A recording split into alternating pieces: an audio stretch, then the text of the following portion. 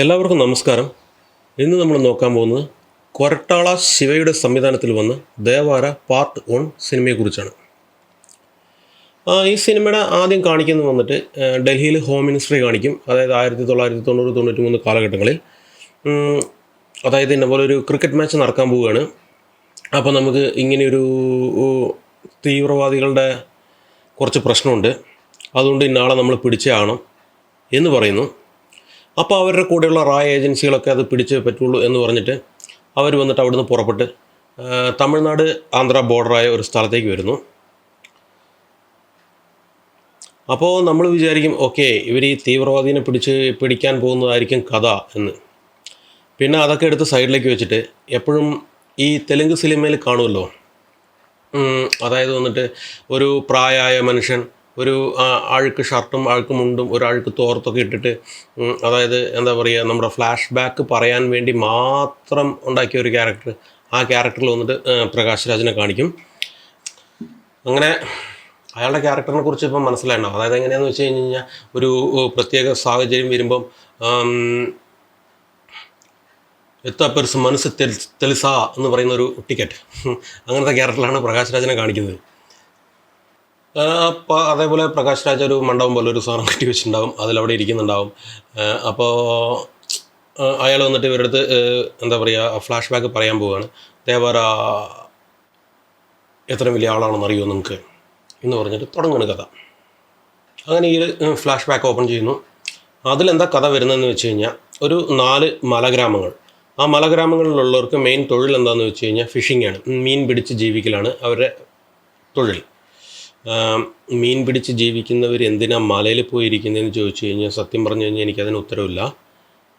ശരിക്കും അവർക്ക് വന്നിട്ട് മീൻ പിടിക്കലല്ല തൊഴിൽ. അതായത് കടൽ കൂടെ കപ്പലിൽ വന്നിട്ട് എന്താ പറയുക, കള്ളക്കടത്ത് പൊരുൾകളൊക്കെ വരും. അത് വന്നിട്ട് ഹാർബറിൽ ചെന്ന് കഴിഞ്ഞ് കഴിഞ്ഞാൽ അവിടെ അവർ പിടിക്കുമല്ലോ. അതിനു മുമ്പ് തന്നെ ഇവർ കടലിൽ നിന്ന് അത് എടുത്ത് കൊണ്ടുവന്ന് കരയ്ക്ക് ചേർത്തുന്നതാണ് ഇവരുടെ ജോലി. അങ്ങനെ ഒരു സാഹചര്യത്തിൽ ഇവർ കടത്തിക്കൊണ്ട് വരുമ്പോൾ ഒരു കോസ്റ്റ് ഗാർഡ് പിടിക്കും. ആ കോസ്റ്റ് ഗാർഡ് കുറച്ച് നല്ല മനുഷ്യനായതുകൊണ്ട് ഇവരുടെ അടുത്ത് പറയും, ഇന്നമാതിരി നിങ്ങൾ കൊണ്ടുവരുന്ന എന്താണെന്ന് നിങ്ങൾക്ക് തന്നെ അറിയത്തില്ല, നിങ്ങൾ കൊണ്ടുവരുന്നതൊക്കെ ആയുധങ്ങളാണ്. ഈ ആയുധങ്ങൾ വെച്ചിട്ട് പല പേരുടെ ജീവൻ പോകാൻ സാധ്യതയുണ്ട്. അത് വന്നിട്ട് നമ്മുടെ ഇന്ത്യ നാട്ടിന് തന്നെ അത് വളരെ ഒരു ആപത്തായ ഒരു പരിപാടിയാണ് നിങ്ങൾ ചെയ്തിരിക്കുന്നത്. ഇത് തീവ്രവാദികളുടെ കയ്യിലേക്കൊക്കെയാണ് പോവുക. ഇപ്പോൾ നമ്മുടെ ഹീറോ ദേവരായ എന്ത് ചെയ്യുന്നു വെച്ച് കഴിഞ്ഞ് കഴിഞ്ഞാൽ, ഇത് തെറ്റാണല്ലോ, ഇത് നമ്മളിനി ചെയ്യാൻ പാടില്ല, ഇത് ഇന്ത്യക്ക് എതിരായതാണ് എന്ന് പറയുന്നു. പക്ഷേ ഇത് വന്നിട്ട് ആ മറ്റേ 3 ഗ്രാമത്തിലുള്ള ആൾക്കാർ വന്ന് ഇത് സമ്മതിക്കില്ല. ദേവര ഇല്ലെങ്കിൽ മാത്രമേ നമുക്ക് ഈ തൊഴിൽ ചെയ്യാൻ പറ്റുള്ളൂ എന്ന് പറഞ്ഞ് വിചാരിച്ചിട്ട് ദേവരനെ കൊല്ലാൻ വേണ്ടിയിട്ട് ഇവർ പ്ലാൻ ചെയ്യുക. അതിനുശേഷം എന്ത് നടന്നു എന്നുള്ളതാണ് ഈ സിനിമയുടെ കഥ. ഈ പടം ഒരു പാൻ ഇന്ത്യ ലെവലിൽ പ്ലാൻ ചെയ്തിട്ടാണ് പാർട്ട് 1 എടുത്തിരിക്കുന്നത്. ഇങ്ങനെ വരുന്ന വലിയ ബഡ്ജറ്റ് പടങ്ങൾക്കൊക്കെ ഒന്ന് വെച്ചിട്ട് ഒരു സ്ട്രോങ് ആയ വില്ലൻ ക്യാരക്ടർ വേണം. അതിൽ ഈ പടത്തിലും അത് മിസ് ചെയ്തു. അവർ സെയ്ഫ് അലി ഖാനെ വില്ലനായി കാണിക്കുന്നുണ്ട്. അതിൽ അവർ ആദ്യം കാണിക്കുന്നത് വന്നിട്ട് ഹീറോയും ഇയാളും ഫ്രണ്ടാണോ അതോ എനിമിയാണോ എന്നത് നമുക്ക് തിരിച്ചറിയാൻ പറ്റാത്തൊരു സാഹചര്യത്തിലാണ് കാണിക്കുന്നത്. അതേപോലെ വേറൊരു ജൂനിയർ NTR ഈ പടത്തിൽ വരുന്നു. അയാൾക്കും ഇയാൾക്കും ഒരു വില്ലൻ ക്യാരക്ടർ എങ്ങനെ വർക്കൗട്ടായെന്ന് ചോദിച്ചു കഴിഞ്ഞാലും ഒന്നും പറയാൻ പറ്റത്തില്ല. അതും നമുക്കിങ്ങനെ കൺഫ്യൂസിൽ തന്നെ പോകും. ഇതിൽ വർക്കൗട്ടായത് എന്താണെന്ന് ചോദിച്ചു കഴിഞ്ഞാൽ, ആദ്യത്തെ കാണിക്കുന്ന NTR വന്നിട്ടൊരു വലിയൊരു മാവീരനെ പോലെ കാണിക്കും. രണ്ടാമത്തെ അയാളുടെ മോനായിട്ട് കാണിക്കുന്ന NTR വന്നിട്ടൊരു എന്താ പറയുക, പേടിത്തൊണ്ടനായിട്ടാണ് കാണിക്കുക. പക്ഷെ അത് അങ്ങനെയല്ല എന്നുള്ളത് കാണിക്കുന്ന ആ ഒരു സീൻ അത് കഥയിൽ നന്നായിട്ട് വർക്കൗട്ടായിട്ടുണ്ട്. പിന്നെ വലിയൊരു ഹീറോ നടിക്കുന്നതുകൊണ്ട് ഹീറോയിൻ ഇല്ലാണ്ട് പടം കൊണ്ടുപോകാൻ പറ്റില്ല. അതിന് വേണ്ടിയിട്ട് ജാൻവി കപൂറിനെ അതിൽ കൊണ്ടുവന്നിട്ടുണ്ട്. ജാൻവി കപൂറിന് വലിയ ക്യാരക്ടറൊന്നുമില്ല, എന്തിനു വന്നു എന്തിനു പോയി. പിന്നെ അതേപോലെ തെലുങ്ക് മസാല സിനിമ എന്ന് പറഞ്ഞു കഴിഞ്ഞാൽ പിന്നെ നമ്മൾ എന്താ പറയുക, നമ്മൾ തിയേറ്ററിലേക്ക് പോകുമ്പോൾ തന്നെ നമ്മുടെ എന്താ പറയുക, ബ്രെയിൻ അഴിച്ച് പാർക്കിങ്ങിൽ വെച്ചിട്ട് പോയി കാണേണ്ടതാണ്. അതിനും ചോദ്യം ചെയ്യുന്ന പോലെയാണ് സീനുകളൊക്കെ എടുത്തു വെച്ചിരിക്കുന്നത്. അതേ ഫൈറ്റ് സീനൊക്കെ കണ്ടെന്ന് വെച്ചോ, എൻ്റെ അമ്മ, ഒരാളെ പിടിച്ച് കരിങ്കൽ തൂണിൽ വെച്ച് അടിച്ചു കഴിഞ്ഞ് കഴിഞ്ഞാൽ കരിങ്കൽ തൂണ് പൊട്ടിപ്പോണു. അത് വന്ന് അങ്ങനെ ബൗൺസായി വന്ന് വീഴുന്നു, അവൻ വീണ്ടും എണീറ്റ് വരുന്നു, ഫൈറ്റിന് വരുന്നു. ഈ എന്താ പറയുക, ഗ്രാവിറ്റി ഫോഴ്സൊക്കെ എവിടെ പോയിന്ന് നമുക്ക് തന്നെ ഒന്നും ചിന്തിക്കാൻ പറ്റാത്ത ഒരവസ്ഥയിൽ കൊണ്ടുവന്ന് വിട്ടു ഫൈറ്റുകളൊക്കെ. അതിനെക്കാട്ടിലും ഒരു സ്റ്റെപ്പ് മേലെ പോയിട്ട് നമ്മുടെ കടലിൽ നിന്ന് കടത്തിയിട്ട് വരുന്ന ഈ ആയുധങ്ങളൊക്കെ വന്നിട്ട് കള്ളക്കടത്തുകാരൻ്റെ അടുത്ത് കൊടുക്കാൻ വേണ്ടിയിട്ട് ഇവർ കൊണ്ടുപോകും.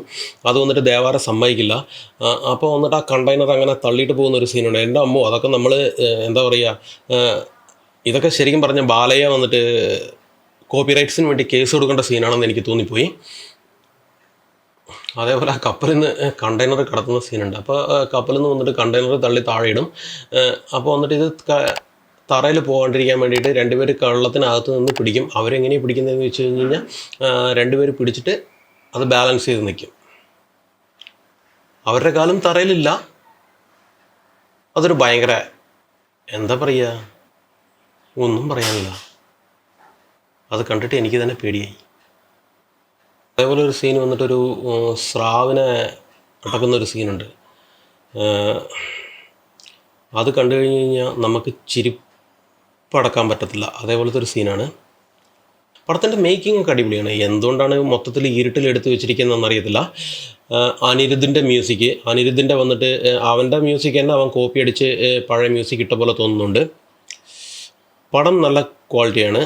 മൊത്തത്തിൽ ഈ പടം എങ്ങനെയുണ്ടെന്ന് ചോദിച്ചു കഴിഞ്ഞ് കഴിഞ്ഞാൽ പടം നല്ല ക്വാളിറ്റിയാണ്. മൊത്തത്തിൽ എന്താ പറയുക, വളരെ പഴയൊരു കഥ, അതിനെക്കാട്ടിലും പഴയൊരു സ്ക്രീൻ പ്ലേ. അതായത് നല്ലൊരു സീനുണ്ടെന്ന് പറയാൻ ഒരു സീനും ഇല്ല. ബ്രില്യൻ്റ് ആയിട്ടുള്ള ഒരു ഒന്നുമില്ല. അടുത്തടുത്ത സീൻ ഇതാ വരുന്നതെന്ന് പറഞ്ഞ് മുൻകൂട്ടി തന്നെ നമ്മളെ കൊണ്ട് മനസ്സിലാക്കാൻ സാധിക്കും. മൊത്തത്തിൽ ഇനിയിപ്പോൾ നിങ്ങളുടെ റിസ്കിൽ പോയിരുന്ന് കാണണമെങ്കിൽ കണ്ടോ. ശരി എന്നാൽ, ഓക്കെ, ബൈ.